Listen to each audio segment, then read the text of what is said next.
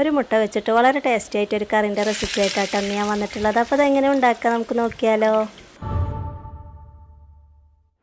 അതിനായിട്ട് ഇതാ 1/4 ടീസ്പൂണോളം മഞ്ഞൾപ്പൊടി, 1 ടേബിൾ സ്പൂണോളം മല്ലിപ്പൊടി, 1/2 ടീസ്പൂണോളം മുളക് പൊടി, പിന്നെ ഉപ്പ് ഇട്ട് കൊടുത്തിട്ട് ഇത് നമ്മൾ കുറച്ച് വെള്ളത്തിൽ കലക്കിയെടുക്കാൻ കേട്ടോ. ഒരു 1.5 ഗ്ലാസ് വെള്ളത്തോളം ഞാനിതിൽ ഒഴിച്ചു കൊടുക്കുകയാണ്.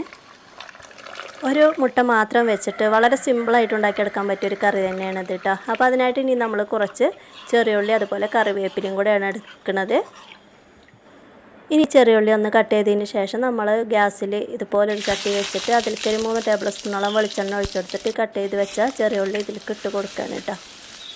അപ്പോൾ എല്ലാവർക്കും അറിയുന്ന കാര്യം തന്നെയാണ്. ചെറിയ ഉള്ളിയൊക്കെ ഒന്ന് നല്ലൊരു ഗോൾഡൻ ബ്രൗൺ കളറായി വരുമ്പോൾ നമ്മളിതുപോലെ കറിവേപ്പില ഇട്ട് കൊടുക്കുകയാണ്. അതിനുശേഷം നമ്മൾ കലക്കി വെച്ച പൊടികളുടെ മിക്സ് ഇതിലേക്ക് ഒഴിച്ചു കൊടുക്കുകയാണ് കേട്ടോ.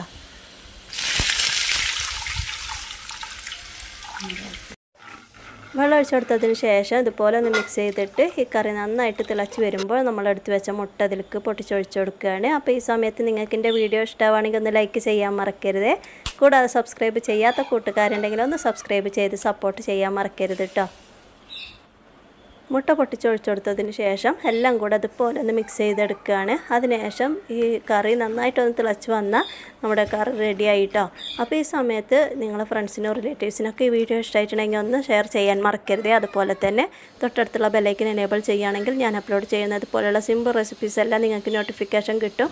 അപ്പോൾ അത് കുറച്ച് ഉപ്പ് കുറവായിരുന്നു ഇതിൽ. അപ്പോൾ നന്നായിട്ട് തിളച്ച് വന്ന സമയത്ത് ഇതിലേക്ക് 1/2 ടീസ്പൂണോളം ഉപ്പും കൂടെ ഞാൻ ഇട്ട് കൊടുത്തിട്ടുണ്ട്. അപ്പോൾ ഇനി ഇത് നന്നായിട്ടൊന്ന് തിളച്ച് വരുമ്പോൾ നമ്മൾ ഗ്യാസ് ഓഫ് ചെയ്യാണ്.